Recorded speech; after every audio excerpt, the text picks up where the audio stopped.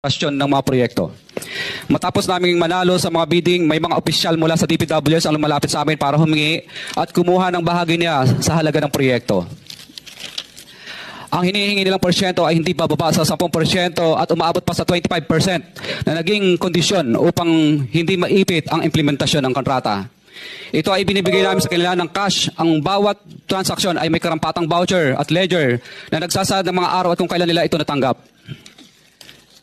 Ilan sa kanila ay sina Terence Calatrava, former Undersecretary of Office of the Presidential Assistant of the Visayas of the Philippines, Kong Roman Romulo of Pasig City, Kong Jojo Ang of Uswag Ilonggo Party List, Congressman Patrick Michael Vargas of Quezon City, Kong Juan Carlos Arjo Aitaide of Quezon City, Nicanor Nicky Briones of Aga Party List, Congressman Marcelino Marci Teodoro of Marikina, Congressman Florida Robes of San Jose del Monte, Bulacan, Congressman Leandro Jesus Madroño of Romblon, Congressman Benjamin Benji Agarao Jr., Congressman Florencio Gabriel Bemnoel of Anwaray Party List, Kong Leo de Ode Tariela of Occidental Mindoro, Congressman Reynan Arrogancia of Quezon Province, Kong Marvin Rillo of Quezon City, Kong Teodoro Haresco of Aklan, Kong Antonieta Yudela of Zamboanga Sibugay,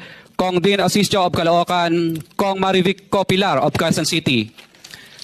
21. Mga sakyang patungo sa Horizon Residence.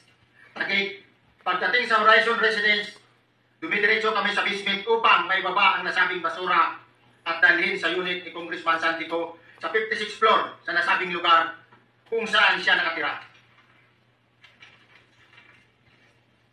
Bago ibaba ang nasabing basura, ito ay bawas na. Halimbawa, nag-akyat kami ng 46 na malita. Ibababa lamang namin ay 35 malita para i-deliver sa bahay ni House Speaker Martin Romualdez sa 42 Makil Street, Taguig. Ang labing isang malita ay naiwan sa taas ng 56th floor sa Horizon Residence. Humigit kumulang 3 beses ako mismo ang nag-deliver ng basura sa bahay ni Congressman Santico, sa Horizon Residence at sa mga bahay ni Speaker Romualdez sa 42 Makil Street, Taguig. Mas maraming pagkakataon na nag-deliver kami ng basura sa bahay ni Speaker Romualdez at sa bahay ni Congressman Santico dahil iba-iba kaming mga nakadetailed na rotation. Sa huli, ako po ay nagnanais na mapasailalim sa Witness Protection Program dahil alam ko po na nanganganib ang buhay ko at ang aking pamilya sa ginawa kong paglalahad na ito.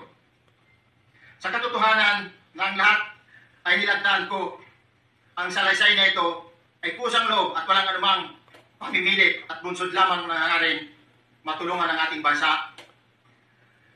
Ito po ay nilagdaan ko, Your Honor. Pag nabuhat na namin yung mga malita na ibaba na, so lalabas na kami. Wala na kaming basta may deliver lang namin yung mga basura doon sa bahay, wala na kaming noon, Your Honor. Aling bahay? Yung na pinag-deliveran mo sa panig ni former Speaker Martin Romualdez? Yes, Your Honor, yung 42, yung dito sa may Forbes Park. Yun lang? Wala nang iba? Mayroon pa yung bagong nakaraan doon sa 19 Ara, yung dating bahay ni Michael Yang. Sa pagkakatanda mo, mayroon pang ibang lugar na kung saan nagdi-deliver kayo? Sa Aguado, sa Malacanang.